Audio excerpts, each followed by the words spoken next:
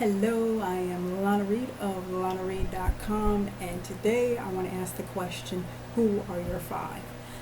And the question comes from a quote by Jim Rohn, and this says that you are the average of the five people that you spend the most time with. And I kind of wanted to explore that question today. Now, a couple of weeks ago, I was watching this documentary on Netflix, and it was about obesity in the United States of America. And at one point, it had a young teenage boy, and he was overweight. As a matter of fact, his entire family was overweight.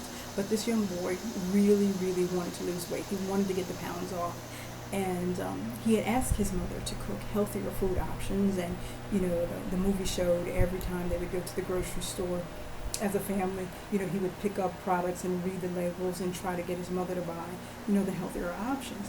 But his mother always brought home the junk food. She always cooked for the family, calorie-laden, unhealthy food for them to eat. So it became apparent to me that it was an uphill battle for this young man. He was going to be constantly challenged to achieve his goal of losing weight because he was surrounded with people that weren't on the same page with him, that were not motivating him in his goals, not supporting him in his goals. So it's going to be difficult for him to lose weight when he was surrounding himself with people who were content to be overweight. And this question of who are your five and surrounding yourself with positive people is nothing new. I don't know how many of you guys out there are parents, but there might have been some time, where your teenager, has that friend that you really don't care for, and you'll say something like, I think your friend is a bad influence on you. They're not going anywhere. They're not doing anything with their life. Also, we find with addicts who come out of rehab, a lot of times we'll tell them, you have to get yourself a whole new set of friends. You can't go back to the old friends. You can't go back to the old neighborhood, because if you go back to the old neighborhood, the old friends, they're just going to encourage, this deviant, dysfunctional, lifestyle that you work so hard to elevate yourself from. So we know, as humans, we know that we have to surround ourselves with what we want to become, who we want to be.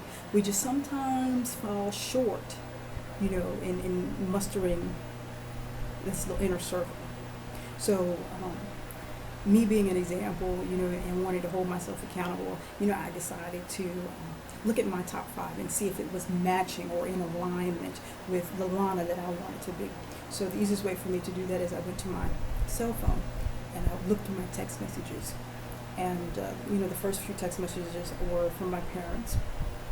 And then the next few ones were some male friends that I've had, some play brothers that I've adopted along the way. And I think if I added up, we've probably got over 40 years time served that these men have had a positive impact in my life. Now, when I started to, look at these individuals and the qualities, the personality traits they possess, I came up with things like, they were loyal, they were, dependable, they had a sense of family, they were community orientated, they were, goal-driven, ambitious, they were explorers, out there in this world trying to see, what life had to offer and create memories. They had a sense of, financial stability and responsibility. Some of them were entrepreneurs.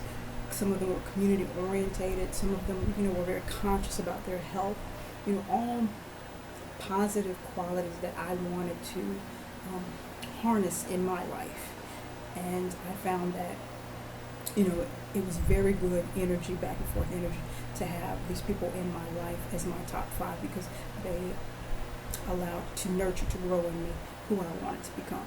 Now, I want to be completely honest. It was not always that way for me. I have had times in my life where I've had in my circle, people I spent the most time with, people who were toxic, people who were very negative, people who were not going anywhere, people who had no ambition, people who did not share the same types of dreams, drive that I had. And I found myself just kind of staying stagnant in life, not going anywhere. So, I've had to adjust my circle, my top five, over the years. And I think that is the challenge that I'd like to leave you with, is that maybe once every 6 months, evaluate your top 5 and see if they match what you're trying to do in your life, who you're trying to become, what goals you are trying to achieve. And if they are not, make some adjustments. Maybe Bob has to go out and Susie has to come in. It might be, a coworker that you're used to going to lunch with, and they're always gossiping about, Sally Sue or whatever, and you have to say, wait a minute, I really don't want that energy in my life. Let me either be by myself or put myself around some more positive people for lunch.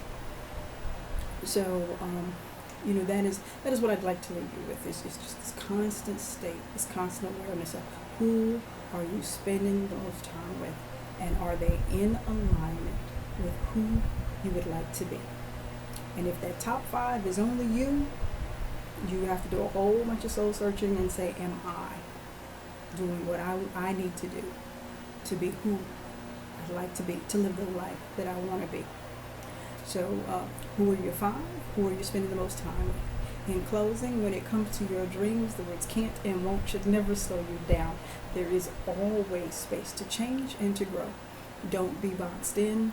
Live your very best life. I am Lana Reid, and I can't wait to see you be the best you.